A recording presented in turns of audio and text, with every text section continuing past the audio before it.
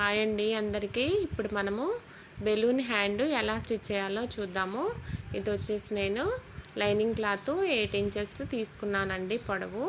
ఇది వచ్చేసి నేను ఒరిజినల్ క్లాత్ని 3 ఇంచెస్ ఎక్స్ట్రా తీసుకున్నాను అనమాట. మీకు కావాలంటే ఎక్కువ కూడా తీసుకోండి, ఓకేనండి. ఇప్పుడు లైనింగ్ క్లాత్ మీద ఒరిజినల్ క్లాత్ పెట్టి ప్రిల్స్ పెట్టేసుకుందాం అనమాట. మీరు వచ్చేసి ప్రిల్స్ ఎక్కువ కావాలనుకుంటే 6 ఇంచెస్ అలా తీసుకోవచ్చు అండి. నేనైతే 3 తీసుకున్నాను, వాళ్ళు ఎక్కువ వద్దన్నారు, అందుకని చెప్పేసి తక్కువ తీసుకున్నాను అనమాట.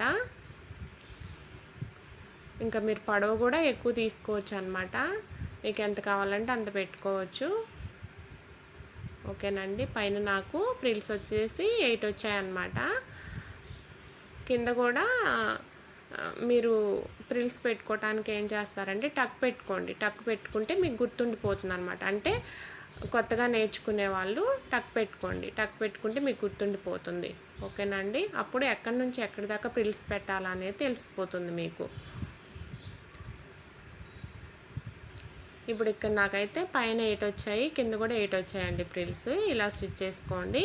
ఇప్పుడు మనం బెల్ట్ వేసుకోవాలన్నమాట. బెల్ట్ కోసమని నేను 3 ఇంచెస్ అయితే తీసుకున్నాను. ఖర్చులోకి ఒక 1 ఇంచ్ పోతుంది కదా, నాకు మొత్తం 10 ఇంచెస్ హ్యాండ్ పొడవు వస్తుంది అనమాట. మీరు ఇంకా కావాలంటే ఎక్కువైనా పెట్టుకోవచ్చు, వాళ్ళు 10 ఇంచెసే కావాలన్నారు. ఇలా ఫోల్డ్ చేసి మడతీసి పెట్టుకోండి. మీకు కావాలంటే బెల్ట్ స్టిఫ్గా ఉండాలంటే మీకు బక్రం అనేది యాడ్ చేసుకోండి. బక్రం పెట్టేసుకున్నా కూడా మీకు మందంగా ఉంటుంది కాబట్టి స్టిఫ్గా ఉంటుంది, ఓకేనండి. ఇలా వస్తుంది. నేను ఫుల్ వీడియో పెట్టానండి, చూడండి. హ్యాండ్ జాయిన్ చేస్తే బుట్ట ఎలా ఉందనేది ఇదిగో చూడండి, ఓకేనండి. థ్యాంక్ యూ అండి.